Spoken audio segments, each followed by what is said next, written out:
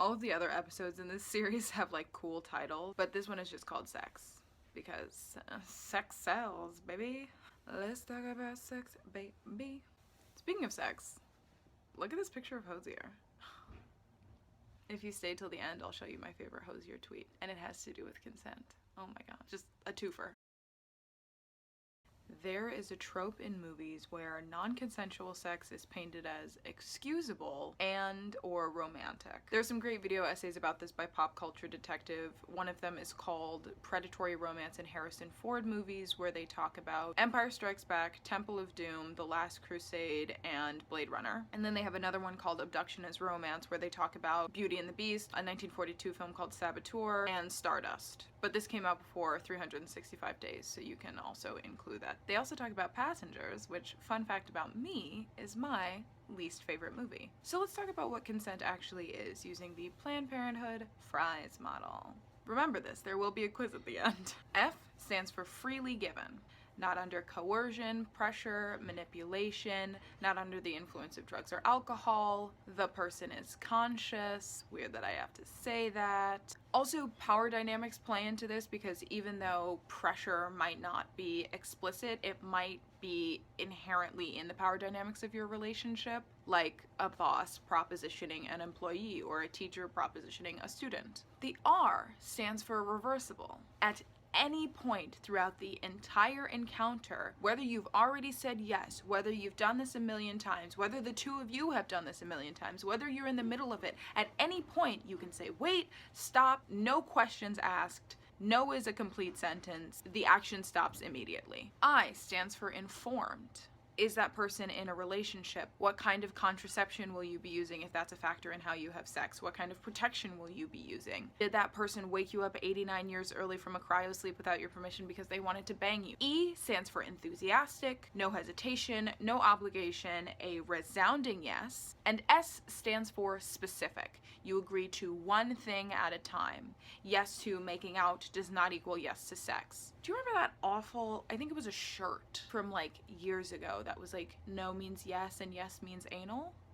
Yeah, not that. In Passengers, the entire premise of the story is that she doesn't know what's going on. This man is lonely and horny, and he wakes her up out of a cryo sleep because he saw her profile and thought she was hot.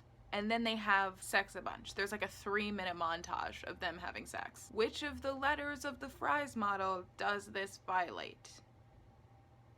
The I, that is correct. He knew that if she knew that he had woken her up early from the cryo sleep because he wanted to bang her, that she wouldn't have had sex with him. So he didn't tell her. And that's a problem. And there are million other problems in that movie. Also in Bridgerton, Simon doesn't want to have a child, so he uses the 100% effective pull-out method.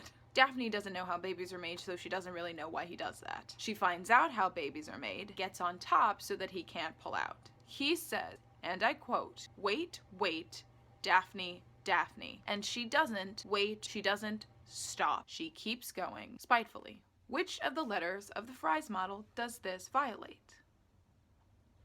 R, reversible, that's right, because even though they were in the middle of having sex, he said wait, and she did not, on purpose. It's not in the discourse, like the popular discourse of the show, to talk about how he was raped. And I think it's because he was a man, and we don't talk about sexual violence against men in this country, especially not when it's by women. And finally, Jurassic World. Oh my god. So the kiss at the end of Jurassic World was unscripted. That might not seem like a huge deal, but it was the male director going to the male lead of the film and saying, let's surprise the female lead with a kiss while she's at work trying to do her job in front of all of the extras that are running around, in front of the 200-member crew. Let's have this unscripted, unplanned kiss. Which letter of the Fries model does this violate?